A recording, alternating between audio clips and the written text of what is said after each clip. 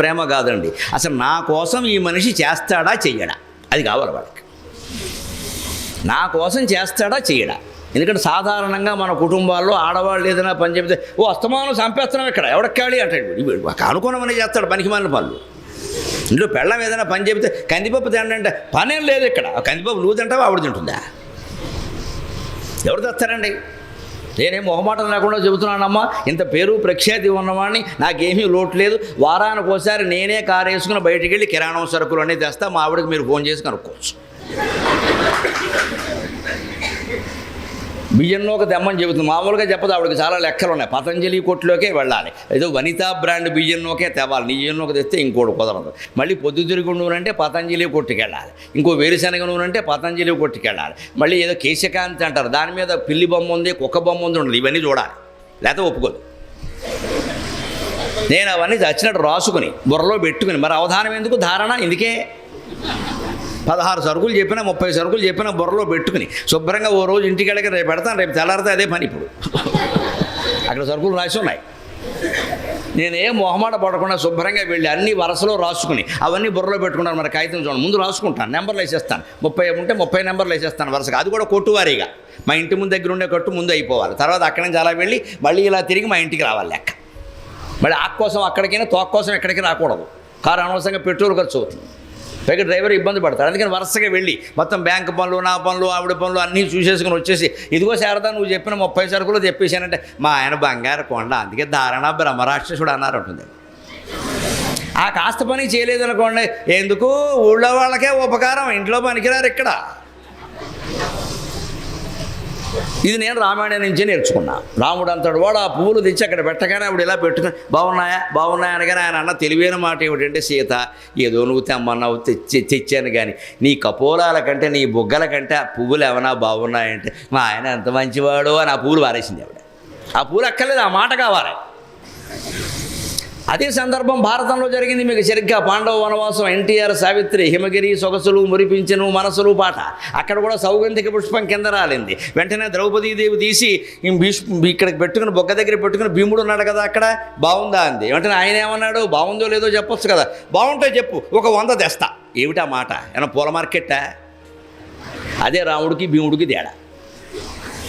అందుకే ఎన్టీ రామారావు రాముడు భీముడు అని సినిమా తీసాడు. 2 పాత్రలు అయిన విషయం. రాముడు మనస్తత్వం వేరు, భీముడు మనస్తత్వం వేరు. ఇద్దరు భర్తలైతే కావచ్చు, భర్తలు అవ్వడానికి ఏముంది, ఎవడైనా అవుతాడు. కానీ ఆ మన సరసం తెలియాలి కదా. ఆ పువ్వు బాగుందో లేదో చెప్పడం మానేసి, ఆవిడ బాగుందో లేదో చెప్పడం మానేసి, బాగుండడం ఏంటి, బాగుంటే చెప్పి ఒక 100 తెస్తా. ఆవిడ సోమ్యం పోయింది తెమ్మని చెప్పింది. చచ్చాడు 3 రోజులు యుద్ధం చేయడు అక్కడ. అవి యక్షుల చెరువు అక్కడ ఉన్నాయి. నానాబాధ మధ్యలో ఆంజనేయ స్వామి ఒకడు, ఆయనతో అవమానం ఒకడు, తోకలేపలైపోయాడు పైకి. ఈ గొడవంతా ఎందుకు వచ్చింది, మాట్లాడడం చేతకపోవడం వల్ల. దాన్నే కమ్యూనికేషన్ స్కిల్ అంటారు. అది లేకపోతే ఇంతే, మరి అనవసరంగా తెచ్చిపెట్టుకున్నాడు. ఇంత జాగ్రత్త అండి లెక్క. అందుకని పద్మప్రియ, అందుకని ఆవిడకి లక్ష్మీదేవికి పద్మాలంటే ఇష్టం. అందుకని ఆయన కపోలాలు స్పృశించేవాడు, పాదాబ్జాలు స్పృశించేవాడు. లక్ష్మీదేవి సర్వాంగాలని స్పృశించినటువంటి చేయి క్రిందగుట మీదైనాకరంబుంట మేల్గాది రాజ్యము గిజ్యము సతతమే కాయంబున అపాయమే. లక్ష్మీదేవి సర్వాంగాలని స్పృశించిన చేయి అంటే అర్థం అండి, భౌతికంగా ఏదో మనం బొగ్గలు ముట్టుకున్నాడు, పాదాలు ముట్టుకున్నాడు, ముక్కు ముట్టుకున్నాడు, మూతు ముట్టుకున్నాడు అని చెప్పకూడదమ్మా. పద్యాల్లో అలాగే ఉంటుంది, ఆకర్షణ కోసం అంతే. దాని అసలు ఉద్దేశం సంపదని సర్వాంగీణంగా అనుభవించిన వాడు. సంపదకు అవయవాలు ఉంటాయి, సంపదకు అవయవాలు ఉంటాయండి. ధనం ఒక సంపద, బంగారం ఒక సంపద, పొలం ఒక సంపద, ఇల్లు ఒక సంపద, స్థలం ఒక సంపద. అసలు ఊళ్ళో ఉండే మంచి పేరు అన్నిటికంటే పెద్ద సంపద. ఇవి సంపదకు అవయవ. ఒకడికి బాగా డబ్బు ఉంటుంది, పొలం ఉండదు.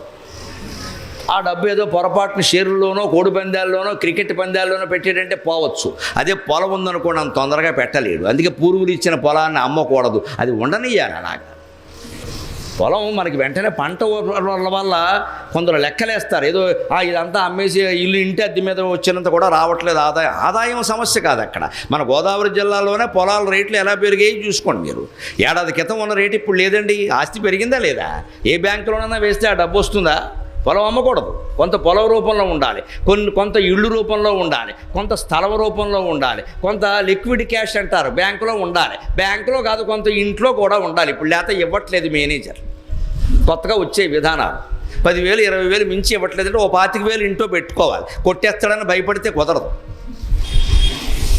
లేకపోతే ఇంట్లో అవసరాలు ఉండవండి. ఇప్పుడు ఏటీఎంలు కూడా పనిచేయట్లే, అక్కడేమో పాస్వర్డ్ తప్పు నొక్కామని వస్తుంది, వచ్చిన నోట్లు సరిగ్గా ఉండట్లేదు, రకరకాల ఇబ్బందులు ఉన్నాయి. ఓ 10,000 25,000 ఇంట్లో లేకపోతే ఏం చేస్తావు, చేతిలో ఉండాలి. ఎవరికో అనారోగ్యం వస్తుంది, తక్కువ 5-6 ఖర్చు పెట్టాలి, చేతిలో లేకుండా మొత్తం కార్డు గీకుతావా, ఏం గీకుతావు ఇక్కడ, అది పని చేయకపోతే. అందుకని ఇల్లు కొంత, పొలాలు కొంత, స్థలాలు కొంత, వాకిళ్ళు కొంత, అలాగే డబ్బు రూపంలో కొంత, బంగారం రూపంలో కూడా కొంత ఉండాలి. శ్రావణ మాసం బంగారం కొనమని, ఆషాఢ మాసం తక్కువని కొనమని ఎందుకు చెప్పారు అంటే బంగారం ఒక స్థిరాస్తి. మనం కేవలం దాన్ని శుభప్రదంగా భావించడమే కాదండి, గొప్ప ఆస్తి. పూర్వం పుట్టింటి వాళ్ళు ఆడపిల్లకి బంగారం పెట్టేవారు, లేకపోయినా సరే పెట్టేవారు. ఆడపిల్లని అత్తారింటికి ఒట్టినే పంపిస్తామా, 10 కాసులు బంగారమైనా పెట్టద్దని అప్పు చేసి పెట్టేవారు. ఎందుకో తెలుసా, ఒకటి శుభప్రదం, అమ్మ మంగళసూత్రం ఇస్తారు శుభప్రదం. కానీ వాళ్ళ మనస్సులో ఒక భద్రత, జాగ్రత్త ఆలోచన ఏమిటంటే అప్పట్లో ఆడవాళ్ళు ఏమి ఉద్యోగాలు లేవు, సంపాదనలు లేవు. ఏదైనా కుటుంబంలో తేడా వస్తే ఈ మొగుడు తాగుపోతో తిరిగిపోతో అయితే ఆడదాని పరిస్థితి ఏంటండి, ఏమైపోవాలి ఆవిడ. పైగా పిల్లల్ని వాడంటే వదిలేస్తాడు, ఈవిడ వదిలేస్తుందా. ఏదో 10 కాసులు బంగారం ఉండి, ఇంకా కొంతమంది కొన్ని కులాల్లో అయితే 2 ఎకరాల పొలం కూడా పెడతారు, అడుగుతారు కూడా ఇస్తారు. దాని ఉద్దేశం ఏంటంటే వీళ్ళని అమ్ముకోమని కాదండి, ఆపత్ సమయంలో మీకు ఉపయోగపడుతుంది, దాచుకోండి. అందుకే స్త్రీధనం అన్నారు. స్త్రీధనాన్ని ఎట్టి పరిస్థితుల్లో ముట్టుకోవద్దన్నారు. స్త్రీ విత్తం అధమాధమం అన్నారు. అంటే స్త్రీ విత్తం అధమాధమం కాదు, స్త్రీ విత్తాన్ని మగాడు ముట్టుకోవడం అధమం, ముట్టుకోకూడదు. అలాగా అది వాళ్ళ పేరే ఉండాలి, వాళ్ళ కోసమే ఉండాలి. ఎందుకంటే ఏమో ఏ పరిస్థితి వస్తుందో, మగాడు ఎక్కడెక్కడో తిరుగుతూ ఉంటాడు, అనేక ప్రమాదాలు జరుగుతున్నాయి ఈవేళ. ఏదైనా అయిపోతే ఆడదాని పరిస్థితి ఏంటండి. ఆ పొలం, ఆ ఇల్లు, ఆ డబ్బు, ఆ బంగారం ఉందనుకోండి, ఆవిడేదో బతికేస్తుంది, ఎవరి మీద ఆధారపడక్కర్లేదు. ఇంతమంది పిల్లల్లో ఎవడో ఒకడు అన్నం పెడతలేదా, ఆవిడ పుట్టింటికైనా పెడుతుందండి. వాళ్ళు ఏమి కాదని అనలేరు కదా. అక్కడికి వెళ్ళినా కూడా అక్కడ మళ్ళీ ఓ మరదలు ఉంటుంది కదా, తమ్ముడు పెళ్ళాము, అన్నగారి పెళ్ళాము. ఆవిడ ఈవిడిని బతకనివ్వాలంటే మన పేర కొంత డబ్బు ఉండాలి, లేకపోతే తోసేస్తారు బయటికి. చూరెట్టుగా వేలాడుతున్నారంటారు, వ్యాఖ్యానాలు చాలా ఉంటాయి. ఇష్టం ఉండదండి. అందుకని మనం ఉండాలంటే ఏం చేయాలి, మన పేర కొంత డబ్బు ఉందనుకోండి, ఆడాళ్ళమైనా మొగాళ్ళమైనా, వాళ్ళు అన్నం పెట్టేటప్పుడు ఆలోచించారు, పోన్లే ఇప్పుడు పోయాకైనా మనకు వస్తుంది కదా అనుకుంటారు. అందుకేనండి ఇందాక యాజ్ఞవల్కుడు చెప్పింది, మన దగ్గరున్న వస్తువుల కోసమో, డబ్బు కోసమో, మన ప్రేమ కోసమో, అనుబంధం కోసమో, మనతో ఉన్న అవసరాల కోసమే మనుషులు మనని ప్రేమిస్తారు, అంతే తప్ప నిష్కల్మషంగా ప్రేమ అనేది ఊహించవద్దని చెప్పాడు. ఏమీ లేకుండా ఎలా ప్రేమిస్తారు, ఏదో ఉంటుంది వాళ్ళ భ్రమ. మనం ఏం చేయాలి, అది ఏదో వాళ్ళకి చూపిస్తూనే మన జీవితం కొనసాగిపోయేలా చూసుకుంటే సుఖం వదిలిపోవచ్చు. అందుకని ధనానికి అవయవాలు ఉంటాయి. లక్ష్మీదేవి యొక్క సర్వాంగాలు స్పృశించాడు అంటే, పోతన గారు బుగ్గలు ముట్టుకున్నాడు, మూతి ముట్టుకున్నాడు, ముక్కు ముట్టుకున్నాడు, ఆ లెక్కలు వేసుకోకూడదు. ధన రూపంలో, కనకం రూపంలో, వస్తువుల రూపంలో, వాహనాల రూపంలో, పొలం రూపంలో, ఇంటి రూపంలో, స్థలం రూపంలో. అన్నిటికంటే గొప్ప పేరండి విద్యాధనం. మేము ఎంత అదృష్టవంతులమండి, విద్యాధనం కలిగిన వాళ్ళమమ్మ. రామాయణ, భారత, భాగవతాలు, భగవంతుడి దేవల, శంకరాచార్య సాహిత్యం జిహ్వాగ్రం మీద తాండవాడుతుందమ్మా. ఈ జీవుడికి పూర్వజన్మ సుకృతం కాకపోతే ఎలాగా, ఎంత కష్టపడితే వచ్చింది అది.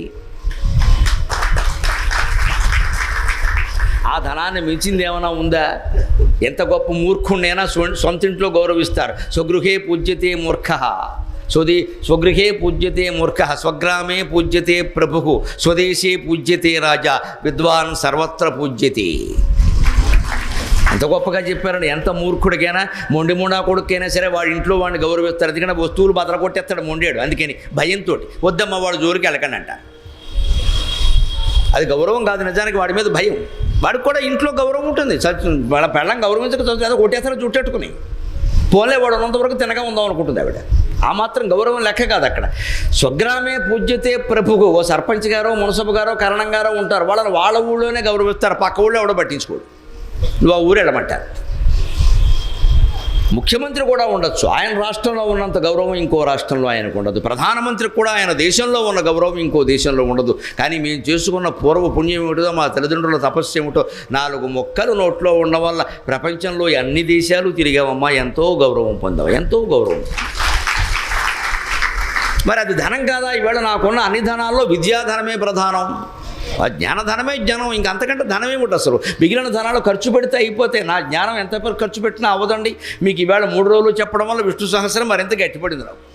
పైగా నేను పరిగెట్టుకుని చెప్పా, మన భీమవరంలో 3 రోజులు విష్ణు సహస్రం చెప్పా, అక్కడ చెప్పిన శ్లోకాలు ఇక్కడ రాలేదు. అది పార్ట్ 1, ఇది పార్ట్ 2 కింద పెట్టిస్తాం, మీరు 2 వినండి.